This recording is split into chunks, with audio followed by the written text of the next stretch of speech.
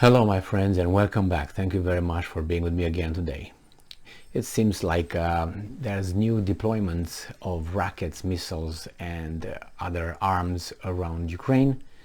I just posted a video about Kinzhal hypersonic missiles being deployed by Russia in Kaliningrad, and that will make maybe the Europeans a little bit interested in reassessing their foreign policy. But this article is coming from Ukraine and is telling us that the Russians are deploying a lot of S-300 air defense systems around Ukraine. So this is from Ukrainska Pravda from August 18th, 2022. 28 wagons with missiles for S-300 air defense systems on the way from Ulan-Ude to border with Ukraine. Armed Forces of Ukraine reported. The Strategic Communication Department of the Armed Forces of Ukraine reports that Russia is concentrating a large number of transport and launch containers with anti-aircraft guided missiles for the S-300 air defense system near the borders with Ukraine, and in its occupied territories. Now an echelon with missiles from Ulan-Ude is going to the border. Well, if it's 28 wagons for the S-300s, that will tell me that they either wait for some attacks, or they are just going to have a massive missile and rocket offensive. Quote from the Armed Forces of Ukraine. In early August, trains with ammunition consisting of 28 wagons with missiles for the S-300 air defense systems amounting to 32 SAM anti-aircraft guided missiles left Ulan-Ude. The train will arrive at the border with Ukraine approximately on the 20th day of August. End quote. Interesting. It is also known that in the area of Dzankoy, about 440 transport and launch containers were stored for the S-300 air system defense systems, the ones that were blown up by whomever, right? And the Armed Forces of Ukraine notes that after the incident in Dzankoy, it is still difficult to say whether these transport and launch containers were completely wrecked, partially destroyed, or not damaged at all. Wait a minute, you said that this transport, all right, well, we'll find out, I guess. I thought they said they destroyed all of them over there. It is also reported that Russia is accumulating missiles for the S-300 in Zibrovka, Belarus, 20 kilometers from the border with Ukraine. Currently, the total number of transport and launch containers exceeds 60 units. So, very interesting. You bring your missiles for the S-300s and at 22 kilometers from the border with Ukraine, are you going to use them, or are you just going to show them off?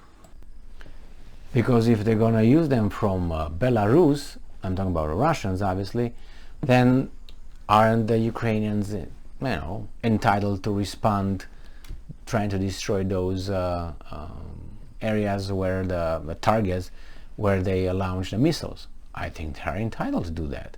But then it's going to be what? Violating Belarus's air and sovereignty and all that, airspace. It's very tricky, but I don't think little by little we're gonna get to the end of it. It's just now just preparing for that. It says, and I'm quoting, "The threat of massive attack on the territory of Ukraine, at least by S-300 missiles, is obvious. Taking into account the arrival of a number of trains by the 20th day of August, it is also obvious." So we got all kind of things occurring in the neighborhood, so we have to adjust. So yes, that's a threat of an attack from Belarus, and this is not only from Belarus, it seems, but they are concentrated in various areas, big transport, What could happen? Well, I mean, you don't bring those over there to look at them. You bring them to use them. And it's interesting that there were reports that Russians will run out of the missiles. Those reports started in mid-April, if you can believe that. They started in February, the war, and it was, I think it was April where it was the first time when they said they're going to be done. They're almost depleted. So it seems like we are what, in mid-August, late August, mid-August, and they still have them. And as I said, they deployed Kinzhal hypersonic missiles in the Baltic area. That's one thing. They will bring nuclear weapons over there one day if things continue like this. But that would be the last step. They're going to say, we're going to do this, increase. If you increase here, we're going to increase here. You're going to increase here, increase here. The Ukrainians are asking the Americans to provide them with more and more weapons, more a bigger range, longer range for the reaching inside the Russian territory. So then the Russians obviously adjust with their stuff and will bring their missiles. I was surprised with those hypersonic missiles in Kaliningrad, which are not too many, are just 3 of them. So I don't know what kind of warheads are installed on those. Because the only thing is they're fast, but what do you have on top of it? Here we got S-300s from Belarus trying to hit. I don't think they're defensive. These 300s are over there for defensive reasons in Belarus. But as I said before, I think the Ukrainians have a, if you shoot me from that position, I can shoot you back from there, over there.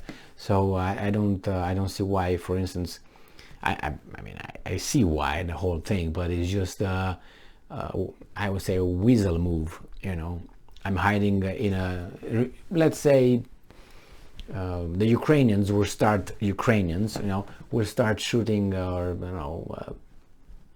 rockets or missiles, will just start shelling from Romania, or let's say from Poland. What do you think the Russians would say? Oh, it's okay because we do it from Belarus.